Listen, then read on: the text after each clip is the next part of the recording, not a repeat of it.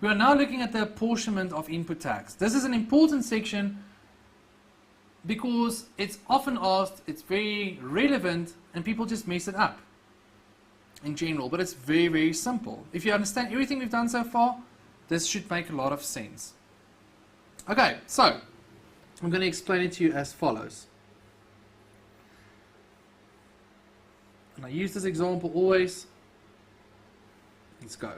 Here's a building, right? You own this building, this VAT vendor.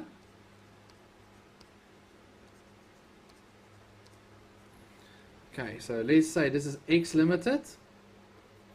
It's a VAT vendor. Okay, X Limited. Now, this building, they rent out this building. Okay, so let's talk about a couple of things. So X Limited goes and buys a computer for cost 50,000 ex VAT. The VAT on that is at 15%, obviously. 7,500. So the total, including VAT, is 57,500. Okay, now, so this is the invoice that they receive. Now, if this building is being let out as commercial accommodation, what do we know about commercial accommodation? It is a taxable supply, which means there's normal VAT on it. Okay, so could they then claim the input tax? So what do you ask yourself? You say, am I making taxable supplies? Yes, I am. Do I have a VAT invoice? Yes, I do. So how much VAT can you claim? That's 7,500, whatever is on the invoice. Okay, now, what if they were doing residential accommodation? What do we know about residential accommodation? It is exempt. So, just for now, assume that they are not doing commercial accommodation. They're doing a residential accommodation. So they go and they buy this computer. They're making exempt supplies. So can they claim that VAT there? No, because it is used for exempt supplies. You cannot claim the VAT if you are making exempt supplies. If at this point in time you still don't get that, guys, you must stop. You must go back to your examples and exempt supplies and sort that out. It's essential. You cannot continue if you don't get that principle. You can only claim VAT if you are playing the VAT game. So if you're making taxable supplies. If you're making exempt supplies, you can't claim anything.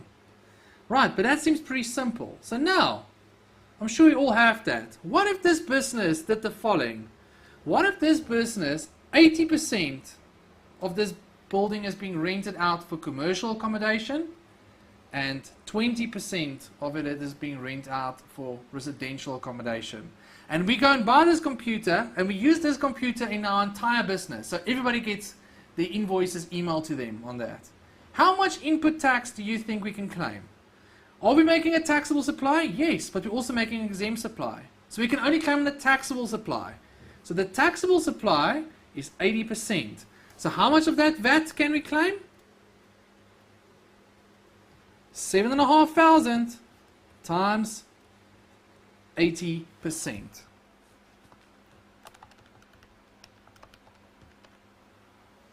So we can claim 6,000 rands of the VAT. So you can claim the VAT based on the percentage of the taxable supplies. Now,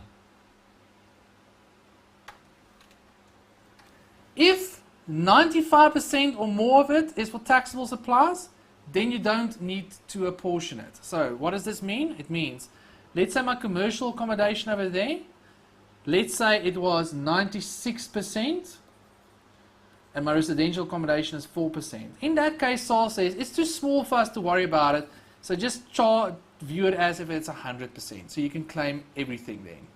That's basically what they're saying there. Okay, so guys, that is apportionment.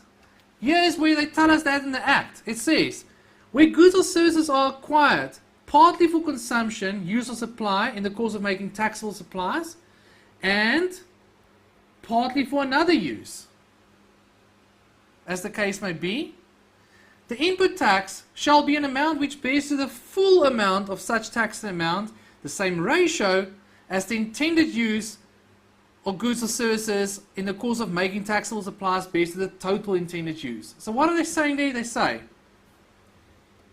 okay, so let's just put that into illustration. They say, if I buy goods, alright, these are my goods I bought, my computer. If I buy goods and I use it partly to make taxable supplies, so 80% taxable, so partly is 80% and partly for another use, which is exempt, right, partly for another use, then I can only claim the input tax in the same ratio as my intended use based of my taxable supplies based on the total intended use. So what they're saying is you can only then claim 80%. That is my ratio, 80%. Here's that de minimis rule I spoke of. Provided that, if the taxable supplies is not less than 95%, you can be treated as if being acquired wholly for the purpose of making taxable supplies. In other words, if 95% or more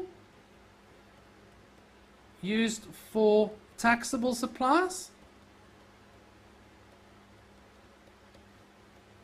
then claim 100%.